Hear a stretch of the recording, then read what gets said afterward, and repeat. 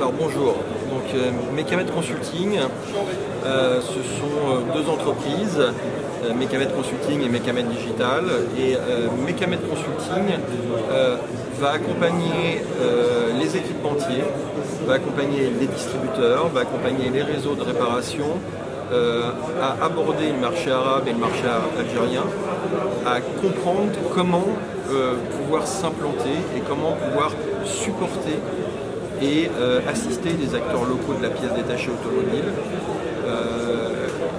pour aborder ce marché. Le marché algérien, c'est un marché qui est complexe pour des équipementiers, qui a des particularités très marquées, qui ne sont pas dans leur univers culturel, et c'est important de leur expliquer, de leur faire rencontrer les bonnes personnes, de leur faire les bons choix, et aussi de leur faire prendre en compte les particularités de ce marché qui sont fortes. Ce n'est pas un marché qu'on peut improviser, le marché algérien.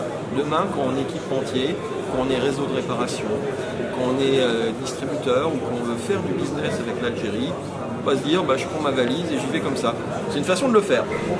C'est un peu glissant. Il est nécessaire effectivement d'avoir des relais locaux ou des gens qui ont une expertise longue de ce marché. Donc Mecamed Consulting va aider les différents partenaires qui veulent faire du trade sur l'Algérie, mais aussi de façon plus large sur l'Afrique du Nord et aussi sur la Turquie, à aborder ces marchés complexes. Marché complexe, c'est-à-dire marché complexe C'est-à-dire, c'est un marché d'abord qui a un environnement réglementaire qui est assez marqué. Donc on n'est pas en Europe, c'est pas la libre circulation des biens et des services comme on peut le connaître dans l'Union européenne. Beaucoup de gens se sont mis à l'international en Europe parce que c'était facile, effectivement, il n'y a pas de cadre réglementaire. Aujourd'hui en Algérie, une importation, ça doit être cadré. Les paiements avec les règles sur les lettres de crédit, ça doit être cadré. Et aussi, il faut avoir une bonne compréhension de qui fait quoi sur ce marché. Il y a la partie réglementaire, mais il y a la partie business. Le marché algérien est organisé par nationalité. Il y a les spécialistes du français, il y a les spécialistes de l'allemand, il y a les spécialistes de l'asiatique, les spécialistes du véhicule utilitaire léger, ceux du camion chinois, qui est encore quelque chose d'encore plus complexe. C'est quelque chose où on ne peut pas en faire sa découverte comme ça, naturellement, et être efficace commercialement. Donc il faut pouvoir décoder ce type de marché. Et surtout, il faut être et avoir les bons contacts et se mettre au bon niveau d'interlocuteur, mais aussi parler la langue de l'interlocuteur. Il faut comprendre qu'est-ce que c'est le business sur Alger. Il faut être allé à Bab Zohar, il faut être allé à Ain Melilla, par exemple, parce que sinon on ne comprend pas comment ça marche du tout l'Algérie. Et une erreur qui a été faite, moi j'ai travaillé pendant 15 ans pour des équipementiers américains, pendant 7 ans pour des constructeurs automobiles. On considère que le marché nord-africain, de la Tunisie au Maroc, c'est le même. Non, c'est pas le même du tout. C'est même trois marchés complètement différents, ça n'a rien à voir. Donc, si on est dans une logique, je dirais, dans un siège aux États-Unis ou un siège en Europe, où on voit ça un peu comme un B-52 à 15 000 mètres d'altitude et on dit voilà, c'est l'Afrique du Nord, ça marche comme ça. Non, ça ne marche pas. Ça ne marchera pas du tout d'ailleurs. Il faut vraiment faire l'effort de comprendre quel est le besoin du client algérien, le besoin du conducteur algérien, le besoin des distributeurs de pièces ici. C'est vraiment particulier. Et ça, si vous n'en avez pas fait l'expérience, vous ne pouvez pas le savoir. Historiquement, le marché algérien, c'est un marché français depuis les années 60. Alors, mais il est en train de changer, apparemment. Ah oui, alors pour le moins, j'ai présenté hier une étude de marché du parc algérien lors du forum Equipoto organisé par Nabil et aussi j'ai voulu présenter une étude de marché que j'ai appelée en anglais, excusez-moi, What you see is not what you get. Donc, what you think is not what you get. Ce que vous pensez n'est pas ce que vous avez. Il y a un fantasme, par exemple, que le marché algérien est un marché allemand. Tout le monde me dit « je veux de la pièce allemande, je veux de la pièce allemande ». Non.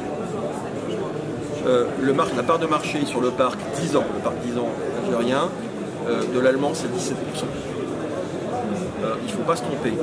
Le marché, il est français et il est coréen. Aujourd'hui, si on cumule Renault et Dacia, les applications françaises, vous avez plus de 800 000 voitures sur un parc qui fait 6,5 millions. Aujourd'hui, le plus gros joueur dans les Asiatiques, c'est Hyundai. Et Hyundai, c'est 380 000 voitures. Si on prend Kia, on rajoute plus de 130 000 voitures de plus. Donc le marché, aujourd'hui, certes, il est français, et il y a un fort ADN français, qui est logique. L'usine d'Oran, l'historique de la relation, effectivement, des importateurs avec la France, le coup fantastique qu'a fait Renault avec la Logan, qui correspondait exactement aux besoins du marché algérien, aux besoins de la famille algérienne, donc il est français. Mais il avait besoin d'une alternative. Et l'alternative, ça n'a pas été Peugeot. Peugeot est en train de sortir du marché. L'alternative, ça n'a pas été les Allemands. Les Allemands n'ont pas su répondre aux besoins du marché, principalement parce qu'ils ont proposé des moteurs diesel, alors que le marché algérien de la petite voiture, c'est un marché de l'essence. Et là, Hyundai est arrivé avec une offre qui était positionnée avec des voitures qui avaient un design sympa, un design positionnant, que ce soit sur l'entrée de gamme ou sur des modèles de CSP déjà plus installés.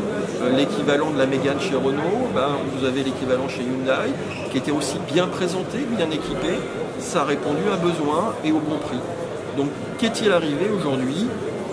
Il est arrivé que le marché s'est francisé avec une forte marque du groupe Renault, une forte empreinte du groupe Renault, mais il a été considérablement aussi coréanisé. Voilà. Pour la partie purement japonaise, c'est un peu une association. Vous avez un bout de Nissan, vous avez un bout de Toyota.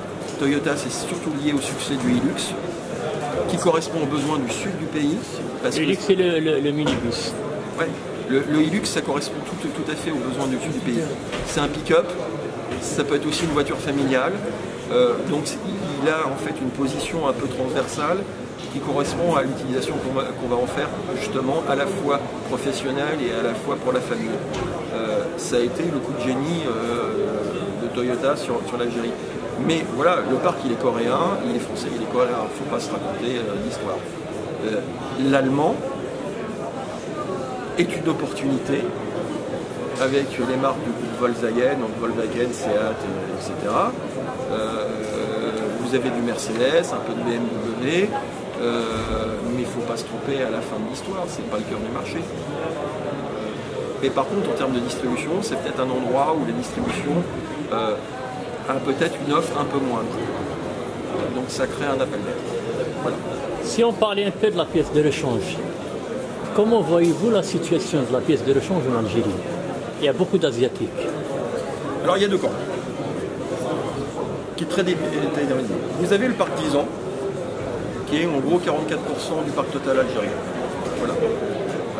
Et vous avez le parc plus de 10 ans. Le parc 10 ans, aujourd'hui, il est piloté par des équipementiers de premier rang, des grands noms. On en a quelques-uns ici, il y a Valeo, par exemple, qui a un joli stand. Il y a, vous allez avoir Mallet, vous allez avoir comme Pierrebourg, vous allez avoir des grands freineurs. Vous avez des marques qui sont installées. Voilà. Qui sont des marques de premier rang, qui sont connues, reconnues, avec un certain niveau de qualité et un certain niveau de prix. Ceux-là vont jouer la carte par 10 ans. Si je prends par exemple le marché du filtre, il y a 11 équipementiers qui sont sur ce segment du marché par 10 ans. 56% sur le marché du filtre par exemple. Après c'est l'asiatique. Et c'est l'asiatique, soyons clairs, qui vient de Chine pour la plus grande proportion. Et là, sur 56%, vous avez plus de 1000 intervenants, de 1000 marques. À vrai dire, quand on a fait l'étude, à un moment, on a décidé d'arrêter de compter, parce que ça n'avait plus de signification. Quand d'un côté, vous avez 11 équipementiers et de l'autre côté, vous dépassez 1000 intervenants, que ce soit 1000 ou 1500 ou 2000, en fait, ça n'a plus de différence. C'est que le marché est extrêmement fragmenté, avec des micro-importations, des coûts, où on cherche éventuellement une problématique de faible prix pour correspondent à ce marché depuis 10 ans et d'un parc qui est vieillissant, qui est à entretenir, surtout que les importations sont très complexes aujourd'hui, sont très faibles. Donc on réagit très peu de voitures dans le parc. Donc le parc il est en train de vieillir, et il est en train de chercher une solution de plus en plus cost efficient. Donc je dirais que c'est un marché qui a deux vitesses. Vous avez une vitesse qualitative sur le marché de 0 à 10 ans, et vous avez une vitesse coût où la qualité est peut-être moins importante que la fonction. On changera peut-être plus souvent, voilà, ça aura peut-être moins de durée de vie, cette pièce-là, mais on vend un prix, on achète un prix. Voilà. Et je crois qu'il y a des endroits qui sont assez symboliques. Allez vous promener à Babzoar, allez à Ain Melilla. Ain Melilla, c'est un endroit que j'adore. Pour moi, c'est la mecque de la pièce. Moi, j'appelle ça le Disneyland de la pièce adaptable. C'est vraiment... alors quand je dis la pièce adaptable, je suis politiquement correct. Vous ne pas dire autre chose. Voilà, je ne dis pas des choses qu'il ne faut pas dire. Mais à la fin de ça, oui, Ain Melilla, si vous êtes un équipementier, c'est un de mes travaux quand j'accompagne des équipementiers, si vous ne leur expliquez pas ce que c'est Ain Melilla, ils n'auront rien compris.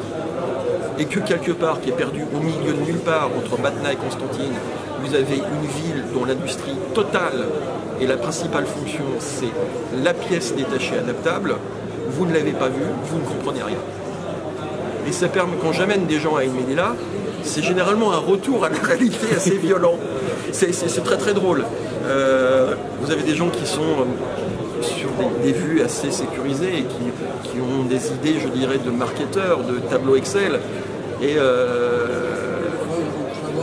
puis vous arrivez là-bas et vous allez faire du deal. Voilà. Et puis vous allez voir la réalité. Voilà. Et puis vous allez faire que c'est de la vraie négociation, mais de la négociation à l'algérienne. Donc on n'est pas dans une salle de réunion, mais à la fin vous signez pour un volume de pièces qui est très significatif. Mais vous allez vous battre effectivement contre des pièces avec des coûts très très bas. À ce moment-là, c'est vrai que quelqu'un qui a purement un discours qualité, haute qualité, sans intégrer le fait qu'il doit avoir une offre d'entrée de gamme qui correspond à cette partie du public algérien, des producteurs. Et c'est une vraie problématique, c'est-à-dire que si je prends les turbos, quelqu'un n'a pas 500, 600, 800 euros à mettre dans un turbo quand son turbo casse. C'est plus que son salaire durant tout le mois. Donc à la fin, il faut qu'il mange. Donc il y a une réalité à vivre, par exemple. Donc voilà, il faut que ça soit pris en compte. Donc le marché algérien, il s'est divisé en deux. Voilà. Il y a plus de 10 ans, on est sur un phénomène de coût, de prix. Moins de 10 ans, on est sur un phénomène quand même cost efficient parce que les importateurs sont quand même des négociateurs assez redoutables, mais où la qualité est une composante importante. Après, je mets à part l'OIS, c'est-à-dire la maison, où là, d'abord, il y a une première logique, c'est la période de garantie, où la voiture, quelque part, reste captive, parce que vous avez cette période de garantie, donc vous allez aller dans les ateliers de Renault, par exemple, la voiture va être entretenue. Donc vous commencez à créer un début de fidélité, au moins sur les 5-6 premières années. Mais après, la voiture, elle est avalée dans le grand tout du marché de la réparation algérienne. La future, on va dire, politique algérienne du gouvernement est d'aller vers la construction automobile et la construction de pièces de rechange.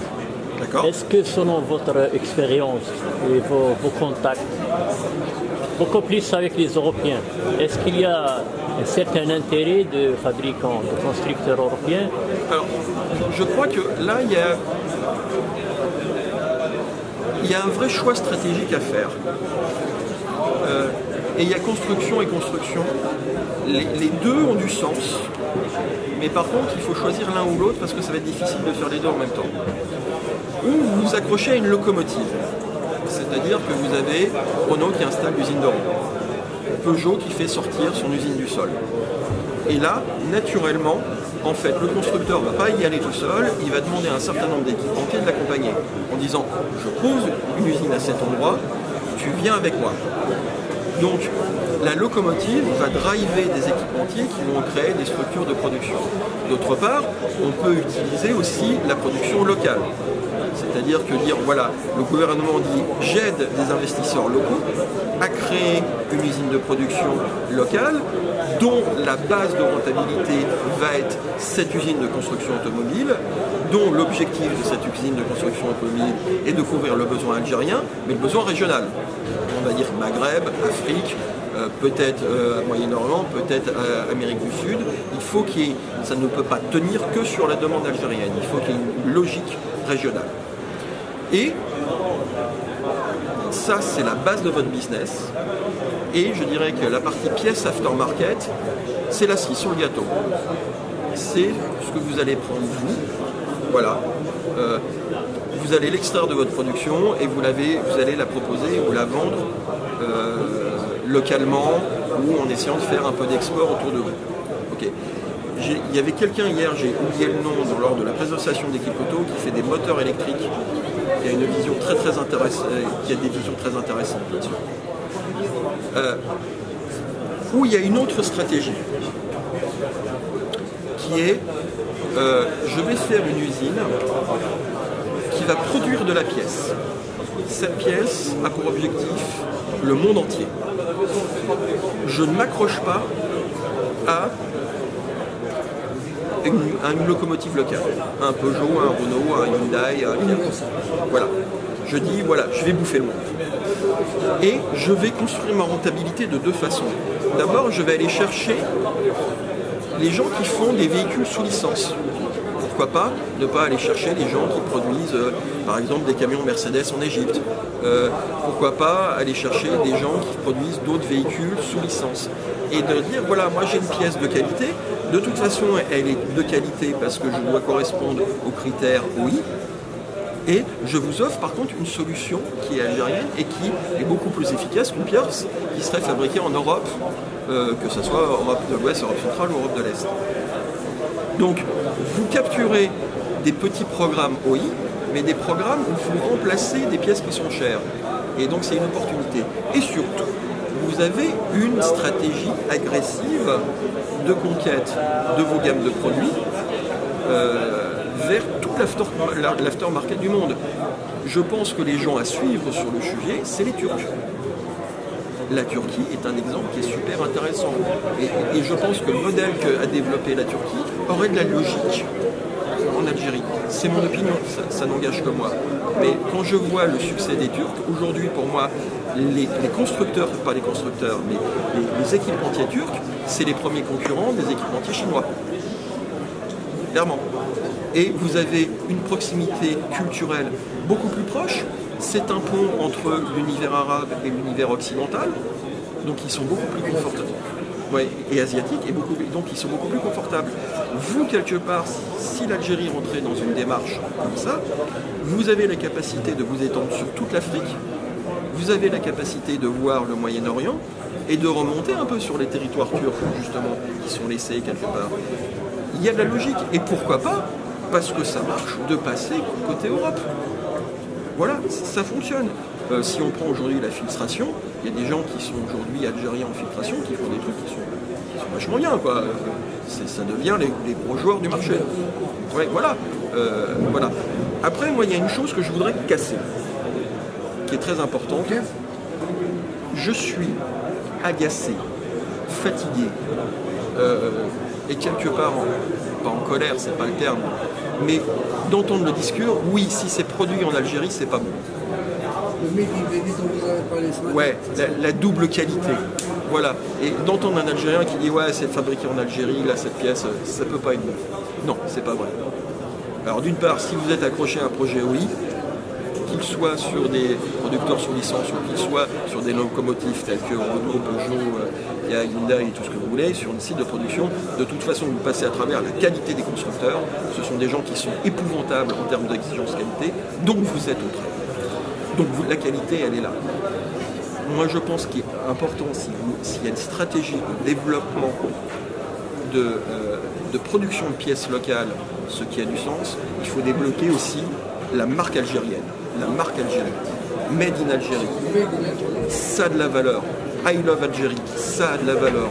Et il faut mettre en face quelque part ça, c'est-à-dire qu'il faut aussi bien vendre la pièce que son prix, que le fait que vous soyez fier de cette pièce et qu'il n'est pas audible pour moi qu'on dise qu'il y a deux qualités. Parce que techniquement, ça n'est pas vrai. Comment mettre en valeur ça? C'est de la communication, c'est être présent sur les salons, c'est de faire tester ces choses-là. C'est un travail, c'est sur un programme, on peut imaginer, c'est 5 ans de travail, ça se fait pas comme ça. Oui, justement, parce que vous avez pensé que la pièce algérienne, elle a de la valeur. Sauf que cette étiquette-là qui porte qu'elle n'est pas, du moment que c'est produit algérien, donc elle n'est pas efficace. Là maintenant vous avancez que c'est le produit algérien est efficace, il lui manque quelque chose. Il lui manque beaucoup de communication, il lui manque d'avoir quelques... Est-ce qu'il y a des pièces fabriquées ici en Algérie qui sont aux normes internationales? Selon votre expérience. Elles sont toutes aux normes internationales. Sinon, elles ne seraient pas vendables à l'export. Point, fin de l'histoire. On les voit ailleurs. Oui, voilà. Il y a des produits qui sont aux normes et qui sont exportés, selon votre expérience. Oui. Oui, des produits algériens, made in Algeria. Oui, clairement. Aujourd'hui, par exemple, tout ce qui est accroché à l'usine d'Oran, vous êtes aux critères de qualité Renault. J'ai fait 8 ans chez Renault Nissan. Je sais très bien comment ça se passe et je sais très bien le niveau de qualité qui est demandé. J'ai fait 14 ans dans le groupe Honeywell. Chez le groupe Honeywell. Honeywell. Voilà. Je connais exactement l'exigence que demande une qualification pièce. Donc si vous avez la qualification d'un constructeur, point, vous passez la barre. Donc ça n'est pas le sujet. Le sujet, c'est changer la perception. Parce que la réalité, elle est là. C'est alors, tout producteur a des problèmes de qualité. Il n'y a pas zéro défaut. Voilà, que ça soit, si on prend historiquement un énorme accident, on prend les airbags Takata, c'était au Japon. Donc c'était quand même dans l'empire de la surqualité. Le système Toyota, ils ont quand même inventé un certain nombre de concepts en termes de qualité. Pourtant, ça s'est passé là-bas. Voilà. Alors aujourd'hui, dire que quelqu'un qui de toute façon travaille avec des normes de qualité qui doit être certifié, sinon il ne pourra pas vendre ses pièces, et la certification existe, dire que non, ça ne peut pas passer, non, c'est pas vrai. Et il faut changer la perception, il faut avoir, je dirais, une ambition de distribution agressive. Que font les Turcs? Positionnez-vous il y a 15 ans en Turquie, ils disaient ouais, la pièce turque, ça ne fait pas rêver. Je suis désolé. Aujourd'hui, quand on voit en Turc, vous avez à Bodrum, vous avez les usines de Renault, vous avez des usines de Ford, vous avez des gros manufactureurs qui sont là-bas, des gros constructeurs automobiles. Et aujourd'hui, il y a du sourcing local qui est parfaitement efficace, qui tient la mer. Je ne vois pas la différence. La différence, c'est juste, effectivement, quelque chose qu'il faut. Agressif et nous, il faut être structuré, il faut être agressif, il faut être communicant. Et c'est vrai qu'il est important que l'État accompagne les projets des investisseurs autour de ça. Le dernier élément, qui est par contre totalement clé et important, et qui est la clé de beaucoup de choses, c'est la stabilité réglementaire. J'allais vous poser la question. Je crois que c'est la plus grosse... Est-ce qu'il y a des entreprises en Europe ou en Turquie ou ailleurs qui veulent s'installer et qui vous ont contacté? Est-ce que parmi leurs préoccupations, il y a un problème de législation, de transfert de dividendes, de stabilité législative, etc. Complètement, mais totalement. C'est-à-dire qu'aujourd'hui, c'est même le problème. Je ne veux pas être désagréable, mais c'est un point qui est très important. C'est-à-dire que moi, je suis investisseur. Qu'est-ce que je veux? Je veux mettre de l'argent et en gagner un peu plus. Mais je veux connaître les règles du jeu. Je me mets à la table, je joue aux cartes, et au milieu de la partie, les règles sont en train de changer. Mais moi, j'ai posé mon argent. C'est un gros problème. C'est-à-dire qu'aujourd'hui, un des freins à l'investissement, ça veut être le fait qu'un investisseur qui va poser quelques dizaines, centaines de millions d'euros sur la table dise « je connais les règles du jeu dans le temps pour longtemps, donc je peux mettre de la prévisibilité ». Je peux mettre ce qu'on appelle maintenant de la scalabilité. Oui, scalability. C'est-à-dire que je peux mettre des échelles, je peux mettre de la prévision. Par rapport à ça, c'est un vrai souci. Si vous avez des réglementations d'importation, des réglementations douanières, des règles de paiement qui changent tous les ans, je suis investisseur, je dis non, c'est trop compliqué, moi je ne veux pas jouer. Je préfère aller sur un pays où ça sera peut-être un peu moins efficace en termes de coûts, mais moi je sais que dans 10 ans, pour les 10 ans qui viennent, les règles sont les mêmes. Et ça c'est une vraie difficulté qu'il faut adresser. Ouais, c'est une vraie difficulté pour moi qui est importante, c'est qu'il faut donner de la stabilité et de la vision aux investisseurs. Les investisseurs locaux, ils sont chez eux, donc ils ont l'habitude de cette... Ils connaissent les règles. Ils connaissent les règles. Aujourd'hui, je suis une boîte américaine, je suis une boîte allemande, je suis une boîte asiatique, je suis une boîte européenne, je veux mettre de l'argent sur le Maghreb, il y a 3 pays, grosso modo, je regarde là où c'est le plus stable. Je dis c'est là où je vais aller. Parce que ça n'a pas changé, donc je peux faire un plan à 5 ans, parce que ces gens-là font ou des plans à 3 ans ou des plans à 5 ans. Je sais que dans 5 ans je serai là. Oui, voilà. Ouais, alors personnellement j'ai fait ce genre d'exercice, je pense que déjà à 5 ans on frise à l'année 5 la science-fiction. Je pense qu'il faut avoir consommé certaines substances pour être à peu près sûr de ce qui se passe.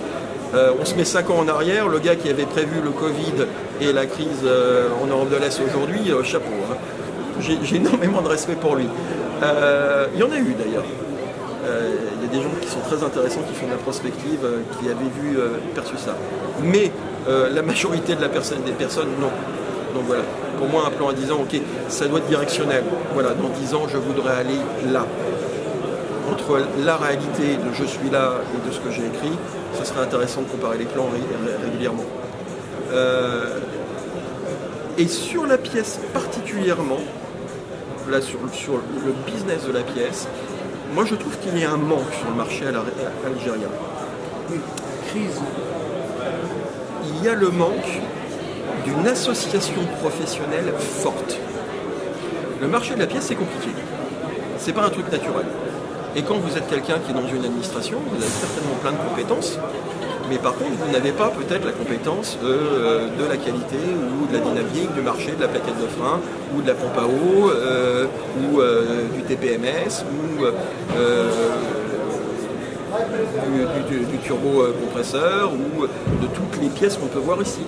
C'est-à-dire que c'est des marchés qui ont des particularités, qui ont des complexités. Aujourd'hui, je trouve dommage que chez les distributeurs, chacun joue son jeu, mais il n'y a pas de voie commune pour aller vers, je dirais, l'administration. Si vous aviez tous les distributeurs qui ont une forme de syndicat professionnel, qui disent voilà, on représente tant d'emplois, on représente tant de milliards de chiffre d'affaires, on représente tant de conducteurs, parce que quelque part, ils représentent des conducteurs à la fin de l'histoire, et que vous avez 4, 5, 6, 7, 8 voix, on va dire une dizaine d'acteurs majeurs sur le marché algérien, et que si les 10 se présentent d'une seule voix, ça a beaucoup plus de force. C'est un impact qui est beaucoup plus vieux, qui est beaucoup plus efficace. Et pour moi, c'est un des manques du marché algérien, c'est d'avoir une structure professionnelle des importateurs et des professionnels des réseaux de distribution de la pièce détachée, mais aussi des réseaux de réparation, qui puissent s'adresser en termes réglementaires, économiques, business et investissement, justement pour porter des projets d'investissement sur des productions de pièces locales, parce qu'il y a des gens qui veulent faire ça ici. Ils sont ici, hein. J'en vois au moins 3 ou 4 là, ici. Mais il faut une seule voie. En France, il y a la FEDA. Au Maroc, il y a une tentative qui s'appelle le JPAM. Ça a une valeur. C'est plus simple. Et même, je dirais, pour les administrations, c'est vachement plus simple parce qu'ils ont dit, voilà, je sais à qui parler quand j'ai un problème. J'ai une nouvelle législation à passer, c'est compliqué, je ne sais pas s'il y a un impact ou pas. Je ne sais pas, j'arrive pas à comprendre quel sera l'effet sur le business de cette pièce-là. C'est bien d'avoir quelqu'un, je prends mon téléphone, j'appelle Monsieur X, il représente la majorité des importateurs de pièces ici, tant de garages dans le pays, il dit ok, bon là ça c'est bien, on vous conseille de faire ça, faites attention parce que ça va poser telle problématique différente. Voilà, donc si je résume, avoir une stratégie beaucoup plus agressive, être fier. Résumé. Voilà, si je résume, donc avoir une stratégie beaucoup plus agressive en termes de communication et en termes d'offres sur le marché, être fier de ce qu'on fait. Voilà, il y a une valeur pour moi. Moi, je rêverais de voir la marque I Love Algérie sur la pièce. Hein. Il y a un truc à faire là-dessus. Hein. Troisièmement, soutenir les investisseurs locaux avec peut-être effectivement des aides, mais surtout de la stabilité réglementaire. Ça, c'est peut-être le point le plus important. Et dernier point, peut-être avoir des organes professionnels qui seront capables de parler d'une seule voix avec les autorités administratives et d'avoir une dynamique beaucoup plus intelligente et beaucoup plus gagnante que disperser ses forces et disperser les voix. Merci beaucoup.